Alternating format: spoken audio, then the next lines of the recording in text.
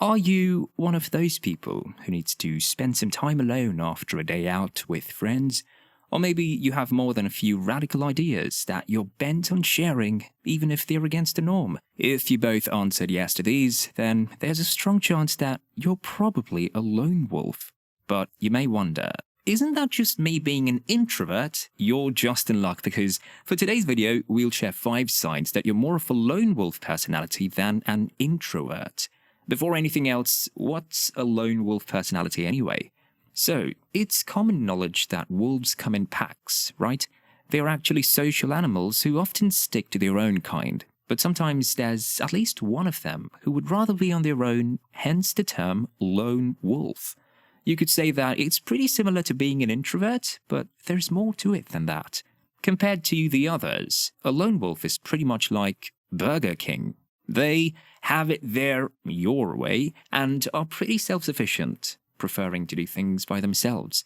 In a nutshell, they are quiet, concise, and focused. Take, for example, the iconic Wolverine. I mean, yeah, he is a part of the X-Men crew, but this man's gone solo more times than you'll ever have a chance with your crush.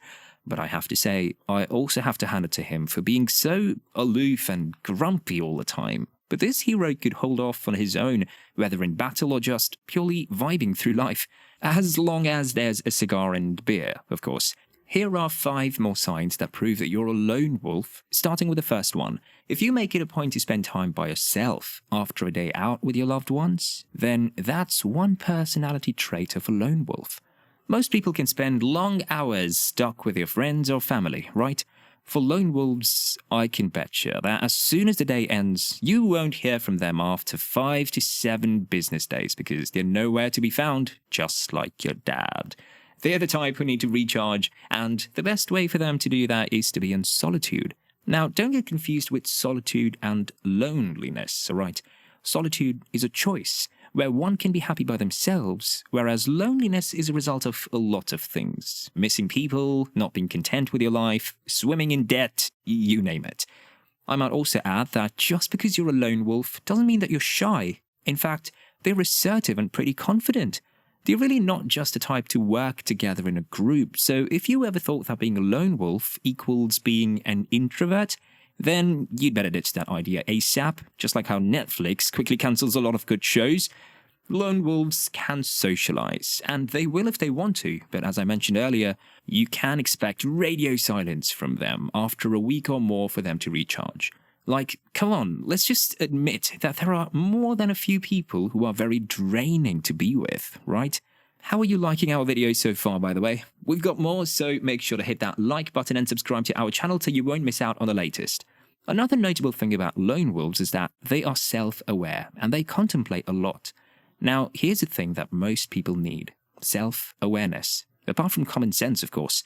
Though it is disappointing to know that common sense is not that common. Back to the point, lone wolves are extremely self-aware, and because they're wired like that, they know who they are and what they want. They're the type that cannot be easily influenced. Unlike you, who caves at the first sight of the sale poster. Don't let capitalism win, man. To pick up right where we left off, being self-aware also means they know both their strengths and their weaknesses. Maybe not fully, but hey, we're all a work in progress here. At least they have a better grasp of what theirs is, making them some of the most reliable people out there. Though I'm not sure they're willing to be relied upon when it comes to money matters. Nah, don't look at me. You're on your own, kid. Another great characteristic that goes hand in hand with self-awareness is being in touch with your feelings. It's almost 2024, and I think it's high time that people, especially a lot of men, got comfortable dealing with and processing their emotions. They really need to stop jumping from one relationship to another and making rehab centers out of women. Ladies, this applies to you too. We need to depopulate the loony bin. They think outside the box. Lone wolves are creative thinkers. One other thing that you need to know about lone wolves is that they're creative thinkers. They think outside the box, and they sure as heck make people know it too. You see, they're not really the types to conform to and are pretty revolutionary if you ask me. For example, they have a different approach to things. When life gives you lemons, people usually make lemonade, yeah? But with them, you best believe they'll squeeze it into the eyes of their enemies. Just kidding. But they could make a business out of it, if we're being honest. Because they think outside the box, they often clash with a lot of people when it comes to ideas, but don't be intimidated. Lone wolves are just extra passionate about what they believe, even though they're not much of a fan of small talk.